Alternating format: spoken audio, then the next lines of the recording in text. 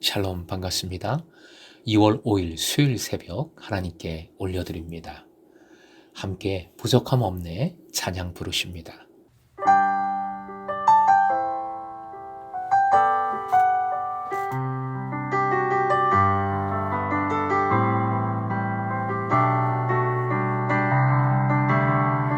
나의 공급자 또 내 생명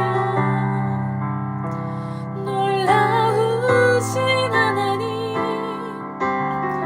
주 나의 상급 삶의 이유 놀라우신 하나님 주님의 그 모든 것이 내 삶을 가득 채우네 내 모든 갈증과 필요 주 사랑으로 만족시키니 부족함 없네. 오늘 말씀 민수기 20장 10절에서 13절, 민수기 20장 10절부터 13절까지의 말씀입니다. 함께 읽겠습니다. 모세와 아론이 회중을 그 반석 앞에 모으고 모세가 그들에게 이르되 반역한 너희여 들으라. 우리가 너희를 위하여 이 반석에서 물을 내랴 하고 모세가 그의 손을 들어 그의 지팡이로 반석을 2번 치니 물이 많이 솟아나오므로 회중과 그들의 짐승이 마시니라. 여호와께서 모세와 아론에게 이르시되 너희가 나를 믿지 아니하고 이스라엘 자손의 목전에서 내 거룩함을 나타내지 아니한 고로 너희는 이 회중을 내가 그들에게 준 땅으로 인도하여 드리지 못하리라 하시니라. 이스라엘 자손이 여호와와 다투었으므로 이를 무리라 하니라. 여호와께서 그들 중에서 그 거룩함을 나타내셨더라.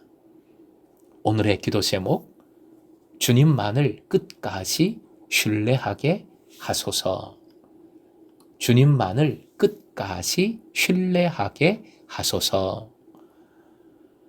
계속해서 반복되는 이스라엘의 원망을, 믿음의 실패를 보고 있습니다. 무엇보다 40년 전 기념비적인 장소인 가데스 바네아에서의 그 실패와 죄악을 기억하여 겸손하기는커녕 같은 장소에서 이스라엘 백성들은 또다시 원망하고 불평했습니다. 원망이 얼마나 반복될 수 있는지, 죄악이 얼마나 끈덕진 것인지, 성숙이 얼마나 어려운 것인지를 잘 보여줍니다. 하지만 중요한 것이 있죠. 하나님께서 포기하지 않으신다는 사실입니다. 제가 모세라면, 감히 비유를 하자면, 제가 하나님의 입장이라면 낭망하며 포기했을 것 같아요. 목회 현장에서 이런 상황을 접할 때에 솔직히 그런 마음이 들고 또 그런 마음과 싸울 때가 종종 있습니다. 안 되는구나. 또 이런 일이 반복되는구나 하면서 낙담하게 되는 것이지요. 내 힘과 생각을 의지하면 이런 낙담에서 빠져나올 수가 없습니다. 오직 십자가와 부활에 집중하는 삶, 끊임없이 십자가와 부활을 붙드는 삶을 그래서 살아가야 하는 것이지요. 오늘 말씀이 바로 그 사실을, 무엇보다 주님의 은혜를 잘 보여줍니다. 신실하신 하나님이심을 명확하게 보여주는 것이지요. 이미 어제 본문에서 이렇게 명하셨습니다. 8절 한번 기억을 되새기고자 복기해 봅니다. 함께 읽겠습니다. 지팡이를 가지고 내 형 아론과 함께 회중을 모으고 그들의 목전에서 너희는 반석에게 명령하여 물을 내라 하라. 내가 그 반석이 물을 내게 하여 회중과 그들의 짐승에게 마시게 할지니라. 포기하실 만도 한데, 다 쓸어버리실 만도 한데, 야 이제는 끝내자 하실 만도 한데, 하나님께서는 백성들의 원망을 또 이렇게 직접적으로, 구체적으로, 기적적으로 해결해 주고자 하십니다. 그런데 그 어떤 사람보다도 온유한 사람이라 했던 모세도 더 이상 참을 수 없었던 모양입니다. 이 지도자가 낭망했습니다.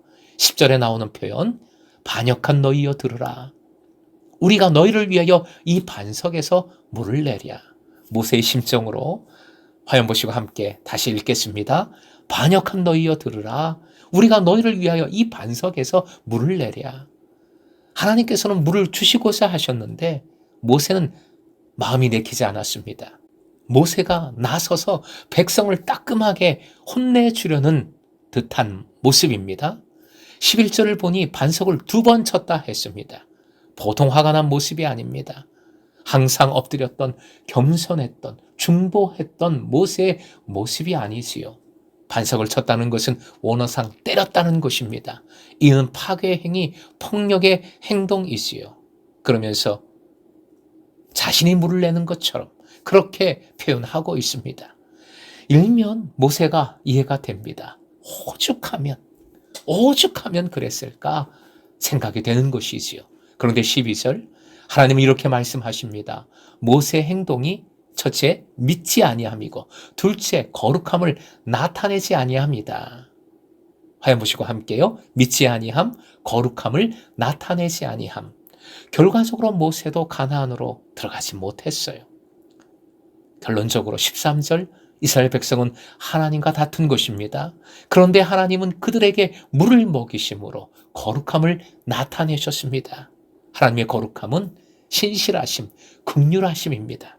이스라엘 백성은 40년이 지나도 똑같이 원망하는 모습을 보였습니다. 그것도 가데스 바네아라는 가데스라는 그 역사적인 자리에서 말입니다. 모든 것이 눈에 들어오지 않고 그저 힘들고 어려운 것, 없는 것만 붙들고 살 때 하나님과 다투는 어리석은 죄악을 범하게 됩니다. 고래 싸움에 새우등 터진다고 모세와 아론만 피해를 입은 듯해요.